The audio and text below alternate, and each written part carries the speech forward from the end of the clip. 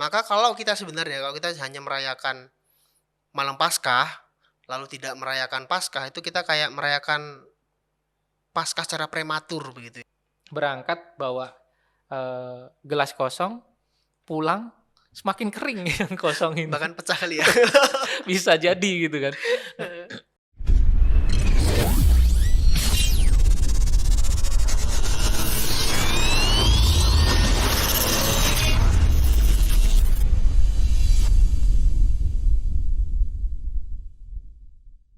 Nah, itu dari Jumat Agung, kemudian peristiwa itu kita rayakan, lalu kita masuk ke Sabtu Suci atau malam Paskah.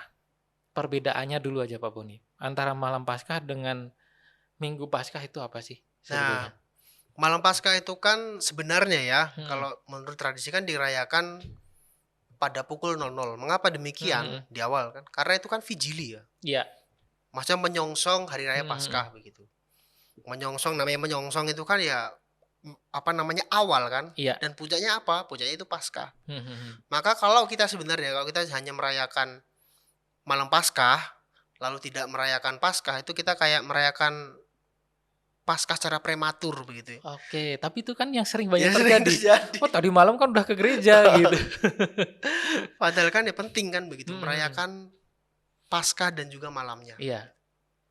Itu perbedaannya. Oke, berarti kayak misalnya kalau kita ibaratkan rumah itu kita baru mau masuk gerbang gitu ya. Ya, Cuman di gerbang doang kita nih. udah selesai tuh, terus Ya, habis itu kita pergi pulang. udah gitu gak jadi masuk ke rumah gitu ya. Berarti apa namanya? Vigili. Oke. Vigili. Bacaannya juga Nah, normalnya juga ada berapa? 9 ya walaupun 9 ya. kalau lengkap ya. Tapi kita di gereja biasanya cuman 5, 5 ya, rata-rata 5. Bahkan kalau ingat dulu di gereja Kota Baru di Jogja itu kan cuma 4 kalau nggak salah, 4 atau 3 gitu ya. Nah, apa namanya? Ya itu kembali lagi sih ke pastoral. Kalau Pak Boni dulu pernah ngerasain nggak sih misa jam 12 malam Saya belum. waktu di seminari? Seminari kami itu kan kalau Paskah itu membuka diri untuk umat ya. Oh, oke oke Maka ya oke. mau gak mau pasti akan menyesuaikan jadwal umat kan begitu. Hmm. Tapi memang salah kaprahnya begini sih. Kan karena kita itu persiapan, maka kita akan apa? Mengikuti aneka kegiatan begitu. Mulai dari bacaan yang panjang, pembaharuan dari nyanyi Iya. baptis. Nah, kita melihat banyak hal lah. Kur juga meriah banget kan begitu. Hanya kita lupa gitu. Kita persiapannya oke, kadang kita habis energi di Paskahnya. Itu pasti. Karena Paskah kan nyaris nggak ada, sama saya nggak ada bedanya kan Pak Eka Iya ya, iya, dengan heeh heeh. minggu-minggu Minggu-minggu yang lain, yang lain nggak betul ada betul. bedanya kan. Mhm. Ya udah seperti biasa kan Mhm. begitu. Karena fokusnya tadi di malam Paskah Heeh. itu, nyiapin nanti lilinnya harus dihias pakai Iya. apa. Baru besok paginya, udah Oh, capek, udah sampai bener. mending tidur gitu kan Tidur. kebanyakan. Apa namanya, malam Paskah sendiri Pak Boni, itu maknanya untuk orang Katolik selain yang sudah disebutkan lagi tadi, apa Pak Boni? Itu kan kita yang paling khas di sana adalah ada upacara cahaya ya. Mhm. Kristus cahaya dunia, Iya. yang 3 kali dinyanyikan. Mhm. Nah, itu kita mau merayakan, kita memperingati kemenangan atas maut begitu. Ini loh, Yesus itu buat jaminan Iya. kalau yang jahat itu pasti akan dikalahkan. Itu poin Mhm. pentingnya di situ. Apapun ceritanya, kamu kalau dalam situasi yang nggak ada harapan sekalipun, yakinlah bahwa kamu akan menang begitu. Kebaikan akan menang. Saya makanya percaya. Saya bukan soal agama dan segala macam Iya. nggak ya Pak. Teman-teman yang di Gaza itu kan kita bicara bukan lagi soal apa namanya agama nggak, itu soal kemanusiaan begitu. Saya yakin walaupun situasi mereka teramat apa namanya sulit, saya yakin bahwa ada kemenangan di sana kok. Karena Kristus menjamin saya, membuat keyakinan bagi saya bahwa harapan akan situasi yang lebih baik itu akan nyata selalu. Oke. Berarti ada apa namanya, kita diajak untuk melihat bahwa ya dalam segala keterbatasan kita itu selalu ada hal baik di depan. Apalagi pas peristiwa cahaya itu Cahaya, kan iya Pak. Kan luar dari gelap biasa ya, ya. dari gelap semua tiba-tiba ada satu cahaya begitu kan. Betul. Semua umat bawa akhirnya dihidupkan Heeh, lilinnya, dari lilin, yang iya. lilin cuman satu yang dibawa ke depan, kita kemudian dapatkan lilin dan diulang di beberapa kesempatan kan. Kan kerasa banget ya. Mhm. Harapan itu memang kesebar Iya. kemana-mana kan begitu. Iya. Iya betul juga ya. Heeh. Kadang saya sendiri kadang nggak ngerasain itu Pak Boni. Iya. Ketika kita ngambil cahaya lilin dari Mas Dinar, ya udah yang penting hidup. Kalau direfleksikan mendalam kan ya itu tadi Mhm. bahwa kebaikan itu cahayanya nyebarnya Nyebar kemana-mana. kemana-mana. Dari kecil kita satu lilin tuh kan masih gelap. Masih gelap. Begitu nambah semakin terang. Dan itu juga kita pahami sebagai terang Kristus ya Pak Buni ya. Terang Kristus Kristus. yang menang kemudian membawa cahaya hidup baru. Ya. Itu poinnya, Pak. Maka saya nggak akan percaya kalau dibilang pesimis lah, janganlah menyerahlah, janganlah kamu bangkit, kan ada tuh yang meme kayak gitu ya. Tapi saya nggak percaya. Pasti saya percaya bahwa kebaikan selalu menang kok. Ada harapan kok. Soalnya saya tuh selalu yakin kalau kita selalu punya harapan, hidup kita pasti lebih baik kok. Oke. Kalau jangan sampai enggak. Ya kan ada ya orang-orang yang bunuh diri itu kan. Saya pikir karena harapan tidak ada. Merasa udah selesai Sudah gitu selesai. ya. Akhirnya ya udahlah aku nggak punya apa-apa Nggak punya lagi. apa-apa. Tapi dia lupa sebetulnya ada satu lagi nih pegangan yang ditinggalkan ya. Itu. Nah, saya juga pengalaman dengan orang-orang yang kayak gitu ya. Orang bagaimana kemudian mengakhiri hidupnya hanya karena tertekan dari sana sini. Merasa sudah tidak ada harapan hidup, merasa sudah tidak ada pegangan hidup. Padahal pegangan utamanya kita lepaskan gitu kan. Begitu. Nah, lalu kalau Minggu Paskahnya sendiri, Pak Boni, maknanya apa untuk kita? Selain memang kita merayakan Yesus yang bangkit. Ya. Nah, Paskah ini disebut sebagai apa ya? Sebagai sesuatu yang khas bagi kita. Mengapa khas? Karena kalau Bapak Ibu sadari, Hari Raya Paskah yang kita rayakan sebentar lagi itu akan diulangi setiap minggu. Betul. Karena setiap minggu kita tuh mau mengulangi itu Paskah yang sudah dirayakan berabad-abad yang lalu kan begitu. Sehingga dengan itu kita bisa menemukan identitas jelas diri kita. Oh, kita orang Kristen yang punya kekhasan. Kalau hari Minggu kita mengenangkan kebangkitan Tuhan, kita berkumpul, bertekun dalam pengajaran para rasul yang tertuang dalam sabda Tuhan, begitu dengan khotbah homili pastor. Lalu kita juga merayakan tubuh dan darahnya kan. Makanya khasnya di situ, Pak. Oke, kita terbentuk identitas kita sebagai orang Kristen. Terbentuk identitas kita sebagai warga gereja gitu ya, bahwa itu menjadi sebuah kenangan yang kemudian diulang secara terus-menerus. Itu yang kadang-kadang lepas Pak Boni. Yang tadi Pak Boni bilang, kita habis di malam Paskahnya. Iya benar, saya jadi kerasa gitu. Saya sendiri gitu loh, Pak. Kadang kalau misalnya Paskah, aduh. Tadi malam udah. Tadi malam udah.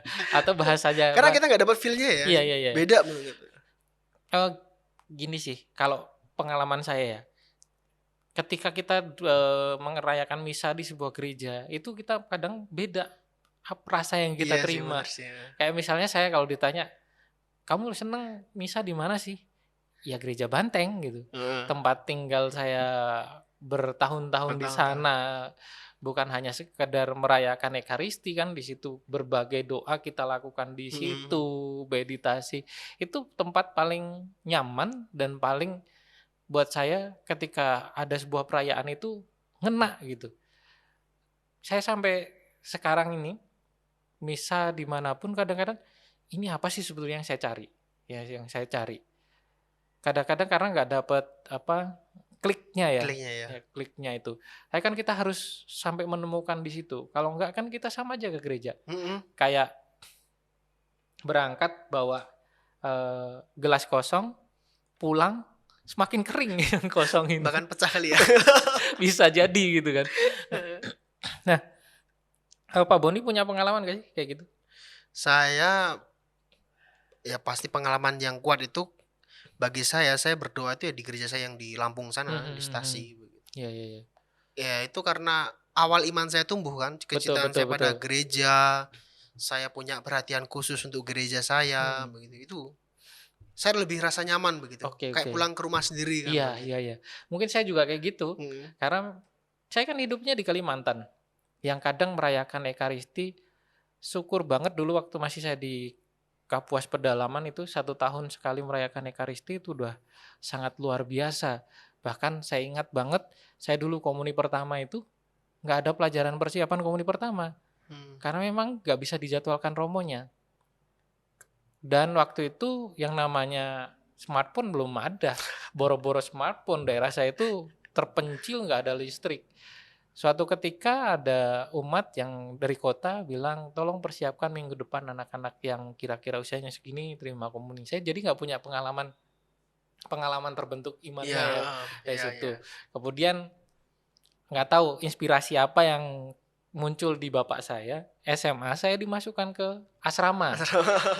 Nah di situ kan terkaget-kaget, nggak pernah ekaristi, kemudian di asrama setiap hari misa harian.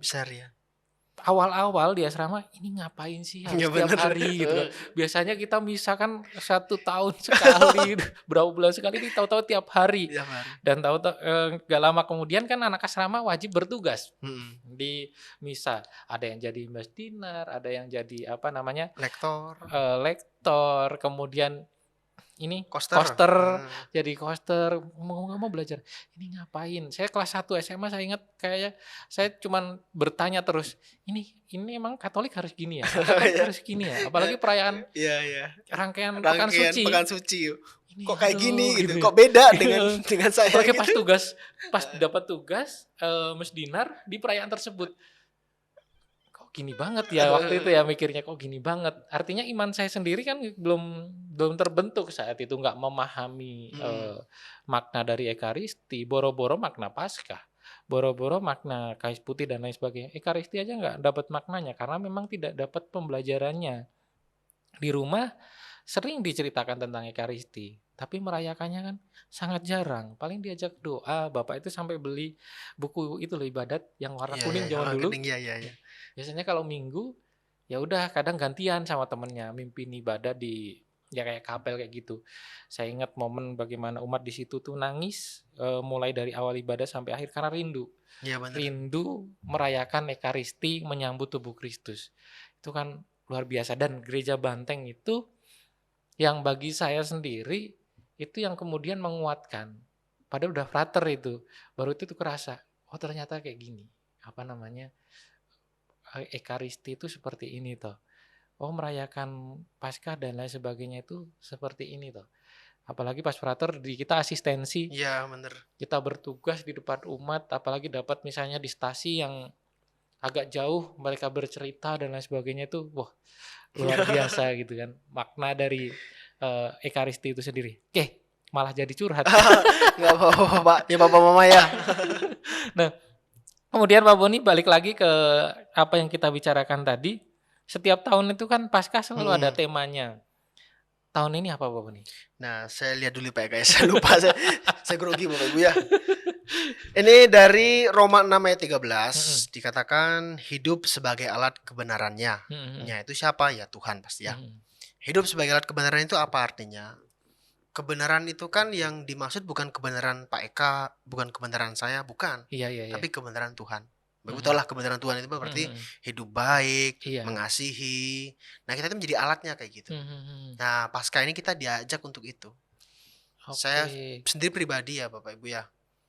Kita kan tugas sebagai seorang guru. Oke. Saya tuh kadang kagum ada guru yang ya kita kalau fair-fairan ya. Gaji kan kalau dibandingkan dengan teman-teman yang lain kan yang jangan dibandingin lah. Cukup, kita kan cukup. Asal kita bisa manage kan ya, gitu betul. ya. Cukup. Ada guru melihat anak muridnya yang sedih, kasihan, loh kok makannya enggak 4 sehat 5 sempurna nih. Padahal di fase ini harusnya butuh nih. Dengan bersedia meluangkan waktu, meluangkan untuk membuat bekal begitu ya. Meluangkan biaya untuk anak itu, lalu tiap pagi memberi bekal begitu. Bagi saya itu sudah menjadi alat kebenaran itu. Alat kebenaran Tuhan ya. Luar biasa. Itu Pak Eka. Berarti alat kebenaran itu enggak selalu bagaimana kita terlibat dalam perwartaan langsung ya Pak Boni ya, membaca kitab suci di gereja. Itu mah hanya itu kan sarana. Sarana itu baru awal loh. Itu baru awal itu. Berarti yang mendalam itu yang hal-hal semacam itu. Tapi jangan juga kita nggak baca kitab suci ya. Jangan. Betul. Maksudnya itu satu paket ya. Pemaknaannya kan dalam pembuatan kan. Masa kita hanya satu, saya baca kitab suci aja lah, saya nggak mau Nggak mau. bersedekah. Sedekah aja lah, nggak mau baca kitab suci, ya itu Iya, beda-beda. betul. Kita harus satu paket, maksud saya Tapi seperti saya itu. juga sama sih yang dengan dirasakan Pak Boni, kadang-kadang kagum dengan orang-orang tertentu. Apalagi dengan latar belakang pendidikan kita ya Pak Boni ya. Ya, Yang kadang kita di dalam itu kan, mungkin saya ya, nggak tahu Pak Boni, merasa bahwa kita itu imannya jauh lebih baik. Karena kita tertata kan. ya kadang ada di situ Heeh. pemikiran kayak gitu ya. Pagi bangun tidur, kita mandi langsung ke kapel. Merayakan Ekaristi pula. Ekaristi, habis Ekaristi, brevir. Habis brevir, luar biasa. meditasi. Saya merasa, wah kita udah ini nih gitu. Tapi ketika saya ketemu dengan, nggak usah jauh-jauh teman-teman aja yang di sini, ada yang saya kagum. Pagi-pagi datang ke sekolah, duduk dulu di Gua Maria, doa rosario, dan kadang anaknya dibawa untuk ikut doa rosario di sana. Saya ngeliat, wow, gitu. Artinya iman itu nggak bisa diukur dari sekedar apa yang kita tahu, tapi bener. apa yang dijalankan sehari-hari itu. Atau beberapa guru juga yang lebih senior, mereka kan juga keimanannya itu mendalam. Dan jujur di Talenta saya banyak melihat hal itu dari kesombongan dulu. Dulu kan idealis ya. Iya, idealis. Kita habis kuliah itu kan idealis banget. Iman tuh harus kayak gini gitu. Tapi pas ngeliat ke bawah, wow. Gitu. Oke, berarti tema itu mengajak kita menjadi alat kebenaran dan nyambung banget dengan tema masa prapaskah kemarin ya. Ekonomi ekologis. Kan diajak untuk memperbaiki, memulihkan bumi. Berarti memang gereja itu benar-benar memberikan kesempatan kepada kita untuk menjadi dalam tanda kutip ya alat-alat Tuhan untuk membawa kebaikan. kemanapun kita berada. Oke, kalau Pak Boni memaknain Paskah tahun ini gimana Pak Boni? Saya pasti ingin punya komitmen baru. Kan saya pengen mengakhiri kejombloan saya ya Bapak Ibu ya. Dengan membina rumah tangga. Saya ingin merenungkan dari pekan suci hidup Yesus itu ya. Jadi kita kan sadar bahwa perkawinan itu bukan soal sayang, cinta, gitu ya. Kita soal pria menerima wanita, wanita menerima pria. Yang diterima kan bukan soal fisiknya ya Pak ya. Betul. Karakter, kelemahan, apapun itu kan, suka duka, cerita bersama. Saya mau belajar dari Yesus. Yesus yang dengan cinta yang mendorongnya untuk mau berkorban, saya mau berpikir demikian. Cinta saya kepadanya kan bukan soal karena fisik semata, bukan karena apapun, enggak. Memang saya mau menerima dia apa adanya begitu, utuh begitu. Karena saya juga menyadari bahwa saya pun membutuhkan dia kan begitu. Nah, cinta itu membuat saya mau untuk melangkah lebih jauh. Saya sadar dengan konsekuensinya, gitu ya. Dan saya selalu memelihara harapan bahwa saya akan hidup baik, bahagia dengan dia. Nah, itu saya memaknai itu. Sehingga Paskah ini mau saya maknai dengan cara seperti itu. Berarti semakin semakin menumbuhkan relasi yang ada sebagai wujud tadi ya. Menjadi alat kebenaran di dalam kehidupan sehari-hari. Pertanyaan terakhir nih. Pesan untuk anak-anak deh, anak-anak kita mulai dari TK sampai SMA. Diwajibin aja itu suruh ngapain tuh mereka.